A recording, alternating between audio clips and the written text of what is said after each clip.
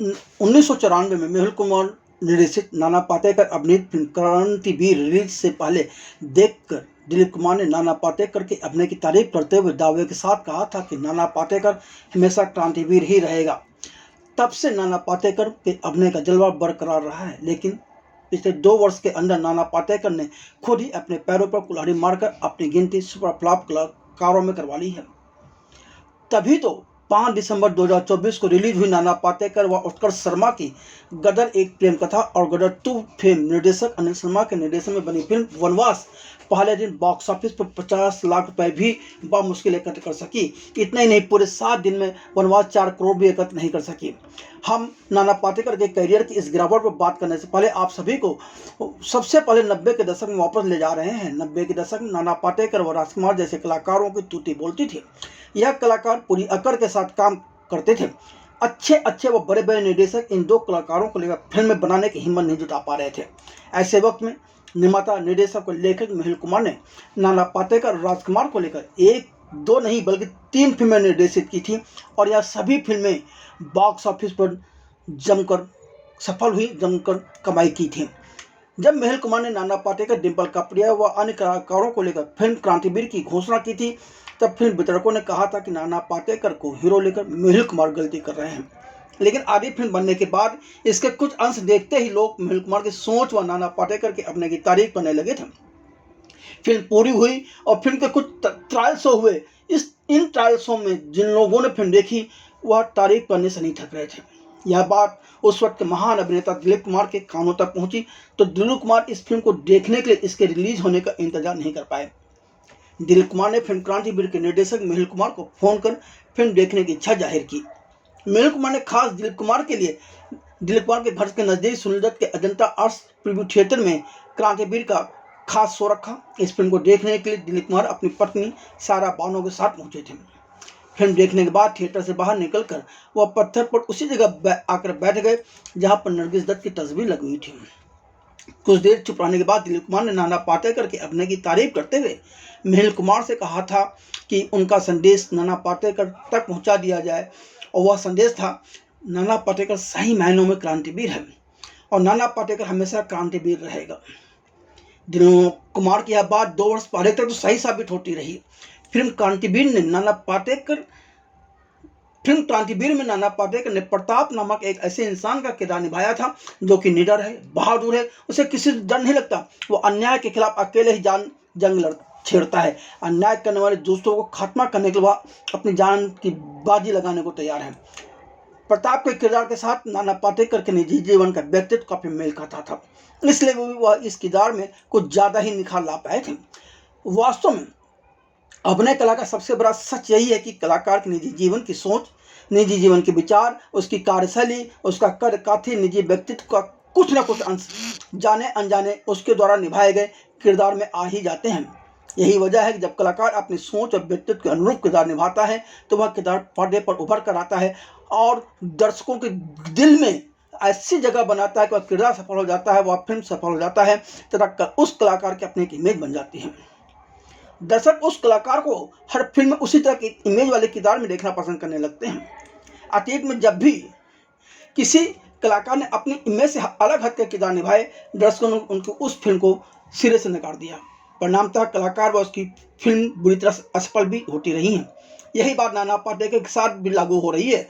नाना पाटेकर जिन मजबूरियों के तहत अपनी ताकत, अपनी दबंगई, अपनी थसक आर को भुलाकर महज पैसा कमाने या किसी खास इंसान या राजनीतिक दल के करीब पहुंचने की कोशिश के तहत जिस तरह का किरदार निभाए हैं, उनमें दर्शकों ने उन्हें पसंद नहीं किया।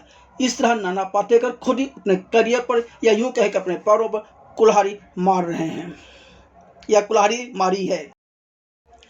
जब दिलीप कुमार ने नाना पाटेकर के अभिनय की तारीफ की थी, तब तक नाना पाटेकर प्रतिघात, प्रहार, तिरंगा जैसी फिल्मों में अभिनय कर बतौर अभिनेता अपने एक अलग जगह व एक अलग इमेज बना चुके थे।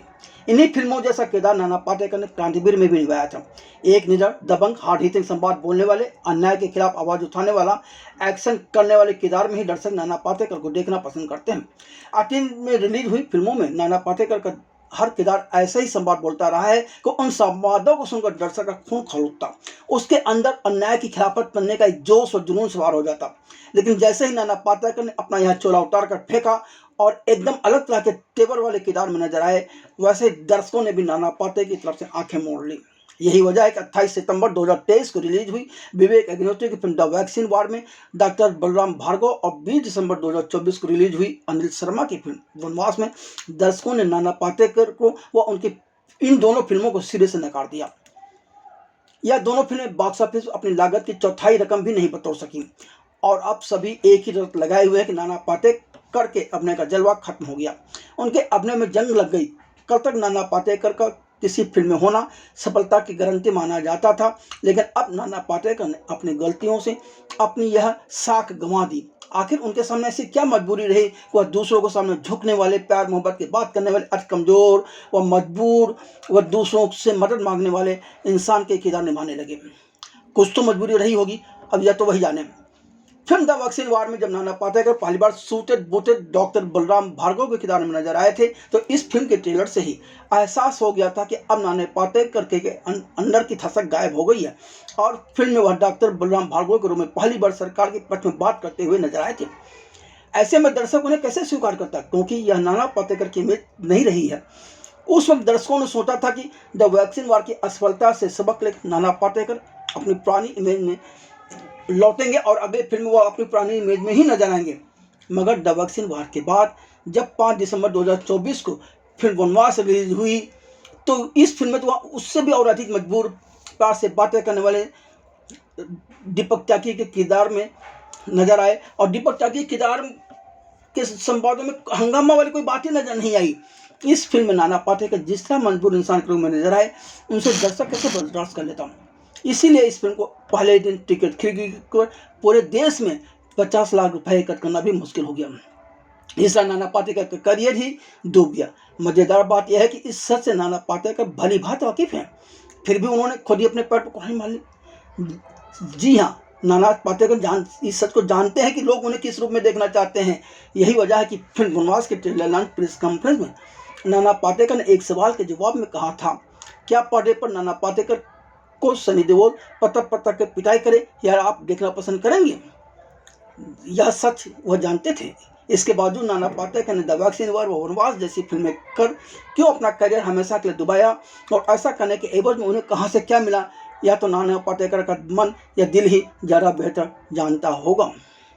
पर हमने इस संबंध में जब नाना पाटेकर को 3 सफल फिल्मों में निर्देशित कर चुके निर्देशक मिहिर कुमार से बात की तो जो कुछ उन्होंने कहा वह इस प्रकार है। नहीं, कभी कभी क्या होता है, देखिए मिसकास्ट हो जाती है ना फिल्म। आज देखिए सर्टेन आर्टिस्टों की एक इमेज होती है, उस इमेज में उनको प्रेजेंट करो ना तो पब्लिक डाइजेस्ट करती है, लाइक भी करती है। लेकिन आप ऐसे मतलब आर्टिस्ट को एक सिंपल रोल में प्रेजेंट कर दो तो पब्लिक डाइजेस्ट नहीं करेगी। क्योंकि आज देखिए पुराने जो भी आर्टिस्ट उनकी इमेज बनी हुई है, राज साहब की इमेज थी, अमित जी की इमेज है, नाना की इमेज है, धर्म जी की इमेज थी उस टाइम पे। तो ये इमेज के बाद उन्होंने जब भी रोल किए पब्लिक ने उनको लाइक नहीं किया है। तो ये हो सकता है क्योंकि नाना इमोशनल रोल, रोना धोना नाना के साथ पब्लिक डाइजेस्ट नहीं कर सकती।